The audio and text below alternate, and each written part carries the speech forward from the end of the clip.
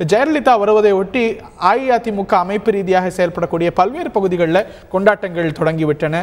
நெல்லையிலும் அதிமுகவினர் கொண்டாடி வருவதாகவே செய்தி. எமது நெல்லை செய்தியாளர் தெய்வானை மேலும் தகவல்களோடு இணைகிறார். Over to Deivanai. தெய்வானை தொடர்பில் இருக்கீங்களா? அங்கே அதிமுகவினர் ஜெயலலிதா வருவதை ஒட்டி ஏற்பாடுகள் செய்திருக்காங்களா? அங்கே கொண்டாட்டங்கள் நடக்கின்றனவா? இருக்கக்கூடிய காட்சிகளை விவரிங்க. அதிமுக பொதுச் செயலாளருமான முன்னாள் முதலமைச்சருமான ஜெயலலிதாவிற்கு வந்து கடந்த 27ஆம் தேதி பெங்களூர் தனிக்கோர்ட் வந்து 100 கோடி ரூபாய் அபராதமும் 4 ஆண்டு சிறை தண்டனை கொடுத்து தீர்ப்பு வழங்கியது. இதனைத் தொடர்ந்து வந்து 7ஆம் தேதி வந்து கேரளாவில் உள்ள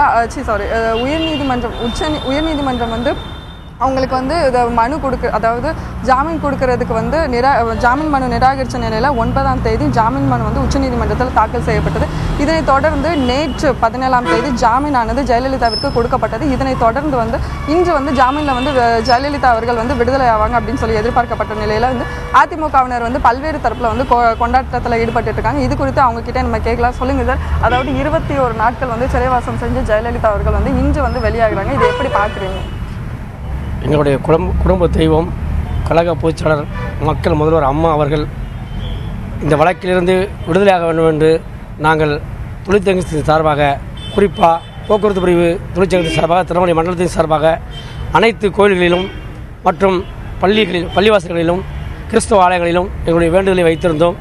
நாங்கள் இந்த புரட்டாசி மாத கொழுவில் கூட நாங்கள் எங்களுடைய விழாவை கொண்டாடாமல் ஏதோ ஒன்றை பறிகொடுத்தது மாதிரி நாங்கள் இயங்கி கொண்டிருந்தோம்.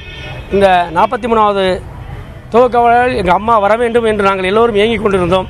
அந்த நேரத்தில் உச்சநீதிமன்றத்திலிருந்து எங்கள் அம்மாவுக்கு ஜாமீன் கிடைத்தது எங்களுக்கு பெரிய மகிழ்ச்சியை எங்களுக்கு அளித்திருக்கிறது. எங்கள் குடும்பத்துடைய தெய்வம் எங்களுடன் வந்தது மாதிரி தெய்வமே எங்களிடத்தில் வந்ததுமாக நாங்கள் கருதுகின்றோம். அது மட்டுமல்ல, தீபாவளி வருமோ நடக்குமோ நடக்காது என்று நாங்கள் மட்டுமல்ல, கழகத்திலும் கட்சிக்காரர்கள் மட்டுமல்ல, பொதுமக்கள் அனைவருமே இயங்கி கொண்டிருந்தோம்.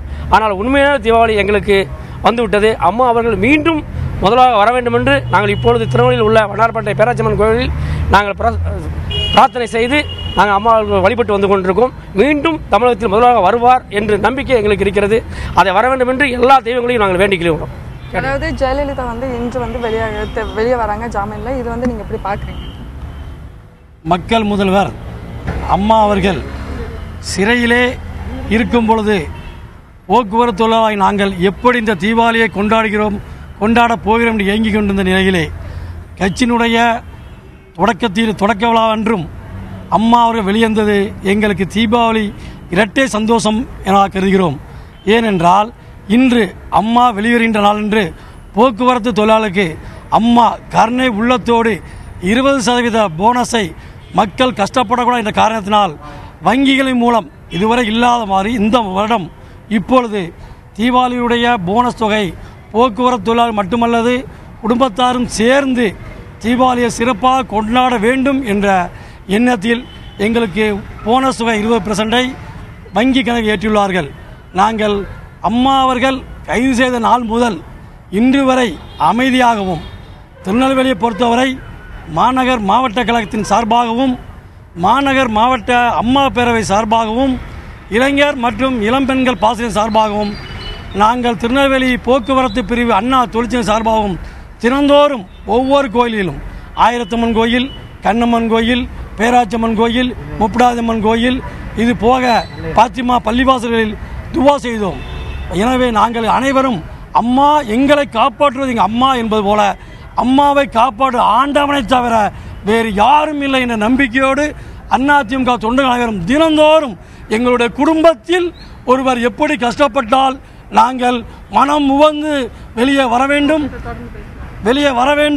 அந்த முடிவில் மிக தீர்க்கமாக அனைவரும் அங்க இருக்கக்கூடிய அமைப்பு ரீதியான அதிமுகவும் இந்த ஒரு விஷயத்தை சந்தோஷமான விஷயமாக பார்த்து கொண்டாடுவதை நம்மால உணர முடிகிறது.